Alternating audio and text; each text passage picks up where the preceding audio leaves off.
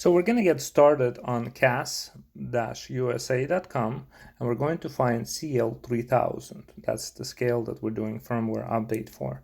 And then we're going to navigate to downloads. Now, if you don't find the firmware update file in downloads, feel free to reach out to info@csiworks.net, and I will be happy to share with you the firmware update download file. But naturally, you should be able to find the file right there in the downloads section. So once you've downloaded the firmware update file, it will come across as a zip folder, and it most likely will land in your downloads folder. So what you will want to do is extract all. And you see me showing you where extract all is, but I'm not going to do it because I already have mine extracted.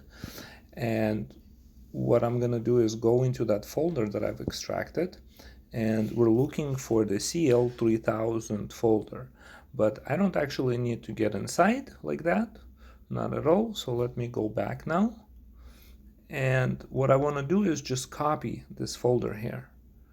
All right, there it is.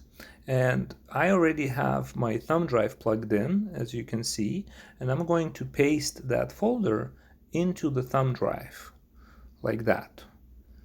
And once I'm in the thumb drive and I've pasted the folder, then I can go inside that folder and go inside that folder as well, right there.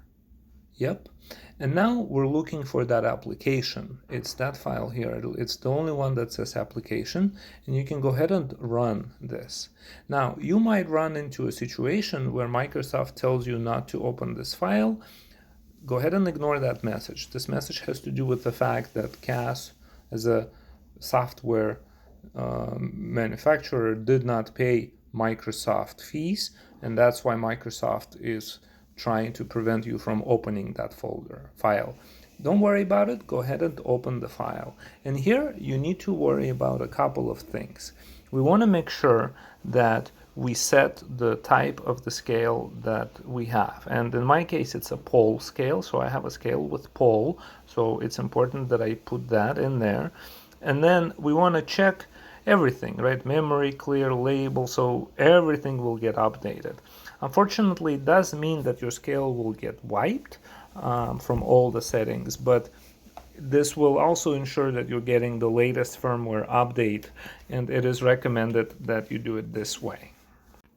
Once you have everything done, you just hit OK, and that's it. Now, this thing is loaded on this thumb drive with the proper settings, and I'm going to go ahead and eject my thumb drive properly, and now I'm ready to show you the rest of the steps on the actual scale.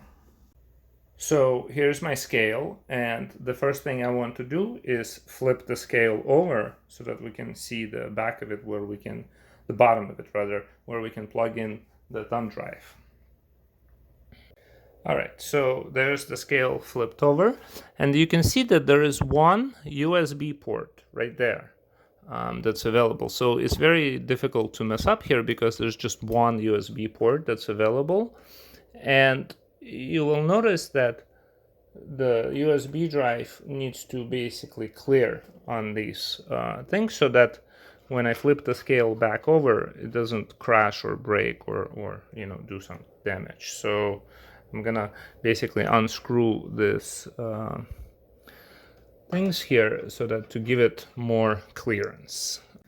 All right, so I flipped the scale back, and now I'm going to turn it on. So I'm turning it on with a USB drive in the scale, and I want to pay attention to the screen because I have a pole. My display is right here, and what I'm looking for is for the scale to recognize that I have a USB drive plugged in.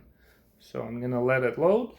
Mine also is wirelessly connected, so it's doing that first. And then once it goes through the connection, I'm hoping it will recognize the USB drive. Update USB type P. All right. All right, so I'm just going to say yes to update, and there it goes. it's updating and it's gonna say to keep turn on. And it is very, very important that at this point, while it's going through the firmware update, that you don't power down or you don't lose the power in your outlet, because that could potentially damage the board and would require you to then send the scale back to CAS for fixing. So just make sure that your scale is turned on and you're able to keep it turned on while it's doing the update. But looks like so far so good.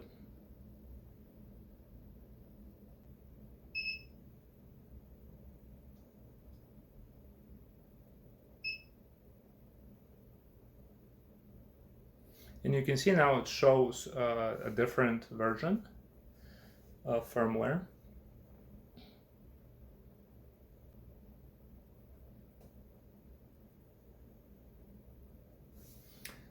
By the way, let me do this real quick.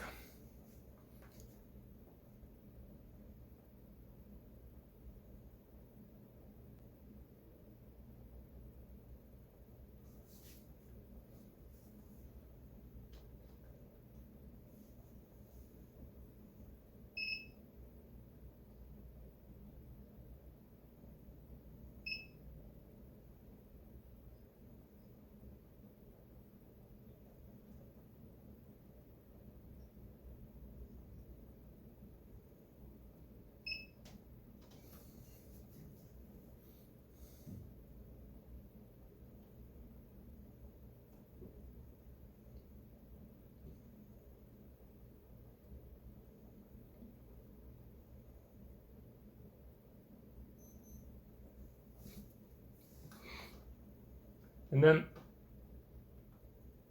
how do you know at which point this thing is done? This appears that it's done to me. And so one way to check if the update was successful is we can go to 1867, right? Hit menu. And that's going to tell us that the version is 3.62, which indeed is an updated version. So we were able to successfully update the firmware. What I'm going to do now is remove the thumb drive and then restart the scale without the thumb drive. So here's the thumb drive, and the only thing to do is now to power down the scale and then power it back up, and hopefully it will come back online and with a new firmware.